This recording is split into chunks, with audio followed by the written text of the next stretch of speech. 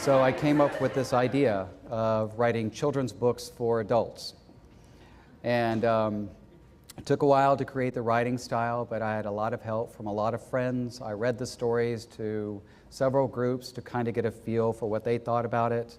And then over time, I've created my new brand, Monkey Mind Tales. Monkey Mind Tales is going to be dedicated to helping people look at the world that we live in just a little bit different and from a different perspective, but going in through the creative imagination. Because I'm trying to get in touch with not just children, but the inner child, which is still alive within each and every single one of us. Unfortunately, many of us have forgotten. And so I'm hoping that these books will ignite a spark in the people who read them. And from the reactions that I've received from everyone that has read them, and the groups that have read them, and the reviews I've already gotten, apparently they are doing what I hoped that they would do. And so again, thank you everyone who helped me create my writing style, and thank you to my mom who spent hours upon hours upon hours making sure that my commas were in the right place. So thank you so much for that. My mom is as much in these books as I am, and so I am truly, truly grateful to you for that. Thank you.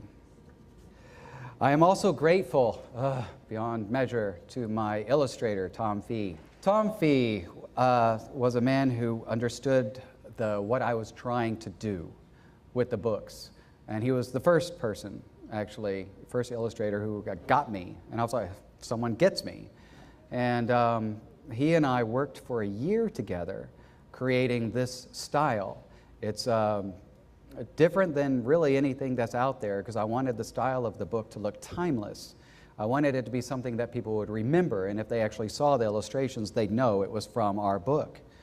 And so we just worked and worked and worked and went through one version after another, and finally, here it is, published. And Tom, wherever you are, I can't see you because it's dark, but I just wanted to say thank you. You went above and beyond what I ever hoped someone would do for me. And you brought my book to life in a way that I never imagined it could be. So thank you very much.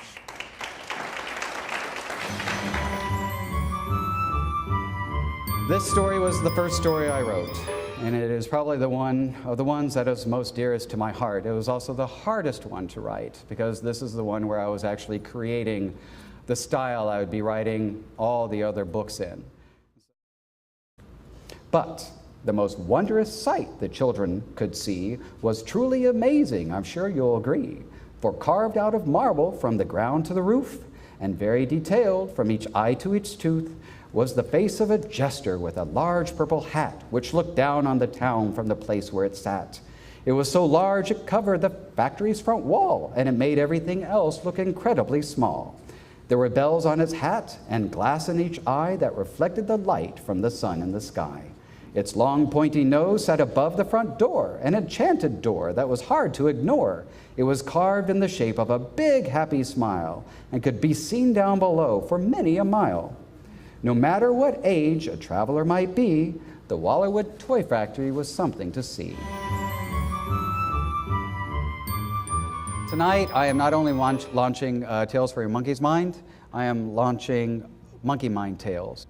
And the reason why we've created the brand name is I have three other books. The second book's been written, More Tales for Your Monkey's Mind. The third book has been written and is now being edited, which is Tales from Bombast Bookshelf.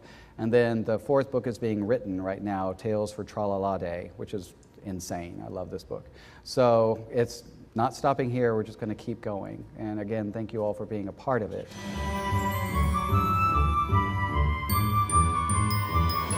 I think kids will love it, adults will love it. I will love reading it to my kids. It really was just deep thought, Dr. Seuss, really. I thoroughly enjoyed it. They're relevant to everybody, adults and children.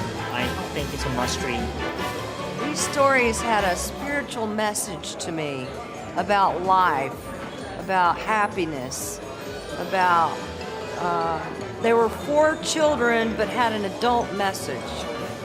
I I got caught into the imagery and the imagination, and then there was a lesson there for me that tied it all together. I think everybody will like it. Kids, I have, and adults alike. I have 8 kids, and I'm gonna let them all read it. And the oldest one is 21. I think he'll enjoy it just as much as my 1-year-old, but in a different way. And all the kids in between. And I'm gonna get a copy for my mom, because I think she's going to love it too, and I just think all ages will really be able to find something in the stories.